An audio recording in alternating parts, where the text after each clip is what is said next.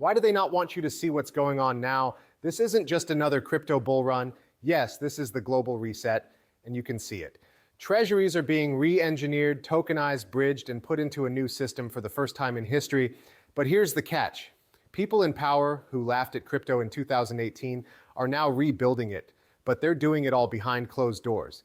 As someone who has been keeping an eye on Ripple and XRP and what's going on below the surface, you already know this isn't a coincidence. It's planned out. It's planned out. All of these signs point to one thing, the biggest move of wealth in modern times. We're going to break it all down now. Thanks for coming back to the Bullwinkle Blueprint. If you're new, please click the subscribe button. Also, give that thumbs up if you're coming back for more of that great information. It is the best and most cost-effective way to help the station. YouTube puts out more videos when we get more thumbs up. So let's get right to it. $144,555 in Bitcoin. It's up 0.26% right now. ETH is now worth $4,710, which is more than 3% more than it was yesterday. Along with XRP, which is now worth $2.97. It wants to get out of this $3 area. It's going to happen. It's going to happen. What does happen though? It has to test your patience first, and it will keep doing that. The total value of all cryptocurrencies on the market is $4.27 trillion. Now, if you don't already, go to my other YouTube account, Ripple Bullwinkle, and start following me there. Go follow me on Instagram too. Get to know me on all of the social networks. I made a link tree with everything. You can follow me on all of these sites. After that, Fidelity dropped the bomb that almost everyone missed. Their Ethereum-based tokenized money market fund just went over 200 million in supply. Some of you might think that's a small number, but here's what it means. The same old company that is in charge of over $11 trillion in assets is now moving traditional banking to blockchain. The point is not to yield or try new things. It shows that every dollar, bond, and object can be thought of as a token in the next financial system. After that route is built, it doesn't matter which chain it came from. It's all about being able to work together. That word is what the whole system is based on, since the world won't run on just one blockchain. All of them will need to be linked by a bridge.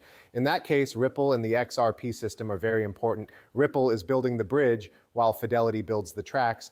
Then Morgan Stanley, one of the world's biggest investment firms, just gave the go-ahead to its $1.3 trillion global investing committee.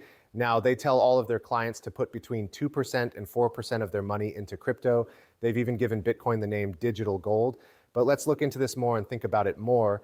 It's not because they believe in freedom that Wall Street tells billionaires to buy crypto, because they've already locked down their entry points. They made the ETFs, the broker rails, and the methods for keeping money safe. They are now getting ready for the next step in banking, which is tokenized assets that pay interest. Let's face it, Bitcoin lit the fire. Ethereum was a test run. Ripple and XRP are the building blocks that will allow institutional money to quietly move through. The wave isn't retail money, it's corporate money being fed into programmable trains. And the numbers that Morgan Stanley just gave out are the first steps in the move. Then we got ARK Invest. Hi, this is Kathy Woods. I'm here to tell you that Bitcoin will soon have trillions of dollars. Take a listen to this. It took institutions a while to do their research and commit, so they're just now starting to think about Bitcoin.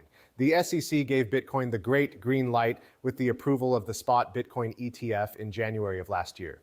Institutions take a while to commit, and there will only be $100 billion in new market cap created, while they already manage trillions of dollars. So we think there will be a lot of extra demand, and someone will have to sell a lot of product to meet that demand. In other words, a lot of money is coming into crypto. Things are only getting better from here. This is only the beginning of a great run. I hope you're ready. This one on your screen is really big. Vanguard, the same company that has been against crypto for years and years, finally they're giving up. They are getting ready to let crypto ETFs access their brokerage site. Take a moment to really understand that. Vanguard is in charge of about $8 trillion in investments. Crypto was something they didn't want for about 10 years. The quiet part is now being said out loud. We're doing this because our clients want us to, and the rules are changing. I'll explain that for you. The go-ahead has been given. Politics aren't the only reason for the changing regulatory atmosphere. The spreading effect is what I like to call it. No joke meant, because when Ripple's case cleared the way, it made every big asset manager change their mind. BlackRock, Fidelity, and Morgan Stanley can't tokenize everything while Vanguard stays in 2010. They had to change. They will lose a lot of money and have a lot of angry customers if they don't change. And as soon as Vanguard steps in, the dam breaks. Now, every big organization has a way to get started with tokenization. Take a look at this.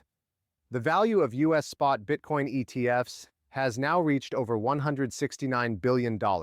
That's not a regular person buying Bitcoin, that's Wall Street taking over the flow of crypto. Each new ETF is like a new artery. You could add a world of standard banking to blockchain. It's not by chance. You are now in the tokenization test phase. They are checking out how liquidity acts on digital tracks. It will be the same ETF frameworks that host tokenized bonds, real estate, money markets, and finally cross-border settlement tokens once the infrastructure is fully built. Do you see how this is set up? They're making the idea more common by using Bitcoin. Interoperable money, on the other hand, is the real prize.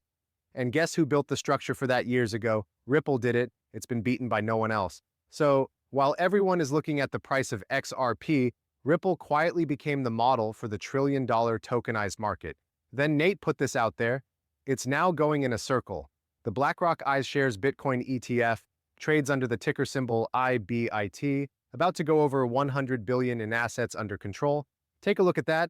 It took 2,000 days for the Vanguard S&P 500, which is the biggest ETF in the world, to reach that number. It took BlackRock less than 450 days to do this. You can't call that spontaneous growth. That's a change in money. We are seeing liquidity move faster than ever before in the history of any asset class. This is a race to transform money. And that cash will need a way to move around the world once it is tokenized, which it will be. It will need a way to move quickly and effectively.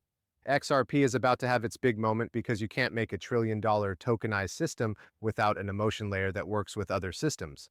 We talked about this very thing in the first movie we showed today. This is what Ripple has been getting ready for. Quick money, message that is compliant with ISO standards, and infrastructure for institutions. This is the end of the digital gold age, the age of the digital bridge. That's going to start now. Now let me ask you a question. Did we really become part of a crypto economy? Or did the most powerful organizations in the world slowly change the system to fit their needs? It's all in the plan for every ETF, fund, and tokenized dollar. But there's a catch. The bridge they all need to use is already open. It's known as Riplet. And XRP, the asset they told you not to worry about, is going to be the most important part of the new digital money system.